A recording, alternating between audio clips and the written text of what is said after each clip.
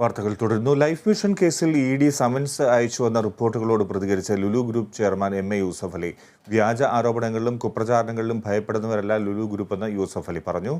സമൂഹ മാധ്യമങ്ങളിലടക്കം തങ്ങൾക്കെതിരെ വസ്തുതാവിരുദ്ധമായ ചില പ്രചാരണങ്ങൾ നടക്കുന്നുണ്ടെന്നും അതിനെതിരെ നിയമ നടപടി നോക്കുമെന്നും MA യൂസഫ് അലി ദുബായിൽ പറഞ്ഞു.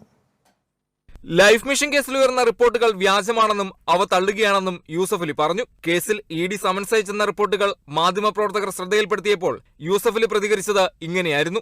അത് റിപ്പോർട്ട് ചെയ്യുന്നവരോട് നിങ്ങൾക്ക് ചോദിച്ചാൽ ക്ലിയർ ആയിട്ട് അറിയും. ഞാൻ പറയേണ്ട ആവശ്യമില്ല. 65,000 ആളുകൾ ജോലി ചെയ്യുന്ന ഒരു സ്ട്രക്ചറൽ കമ്പനിയാണ് ഇത്. 310 കോടി ഉറുപ്പിക ഒരു മാസം ശമ്പളം ഇന്ത്യക്ക് പുറത്തും ഏതാണ്ട് 25 കോടി ഉറുപ്പിക ഇന്ത്യയുടെ ഉള്ളിലും ശമ്പളം കൊടുക്കുന്ന ഒരു കമ്പനിയാണ്. അപ്പോൾ അവരവരൊക്കെ അതും പറഞ്ഞു എന്ന് പറഞ്ഞത് കൊണ്ടൊന്നും ഞങ്ങൾക്ക് യാതൊരു പ്രശ്നമില്ല.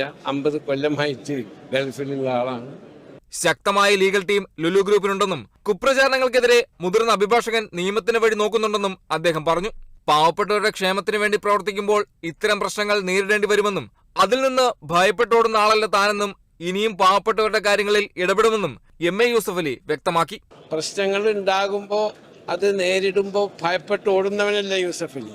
കുറെ സോഷ്യൽ മീഡിയക്കാർ അവിടെ ഇവിടെ ഇരുന്ന് രാവും പകലിന്റെ കുറ്റം പറഞ്ഞാലും ചീത്ത പറഞ്ഞാലും അതൊന്നും പേടിച്ചു ഓടുന്നവനല്ല.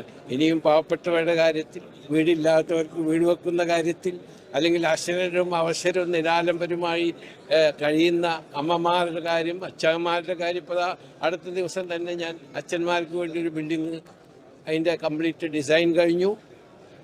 റിക്രിയേഷൻ ഹാള് ഞാൻ എൻ്റെ ഇഷ്ടത്തിന് വീണ്ടും മാറ്റി അതിൻ്റെ ഫൗണ്ടേഷൻ സ്റ്റോൺ അടുത്ത ദിവസം പത്തനാപുരത്താണ്.